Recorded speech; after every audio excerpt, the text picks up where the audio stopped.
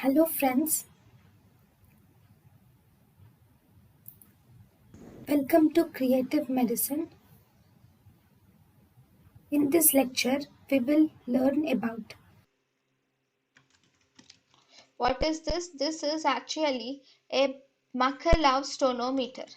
So this is MALKALOV tonometer.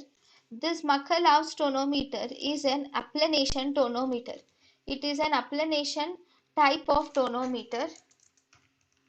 So this is MALKALOV tonometer, where you touch this tonometer end to the eye and you see this tonometer is based on the scleral rigidity.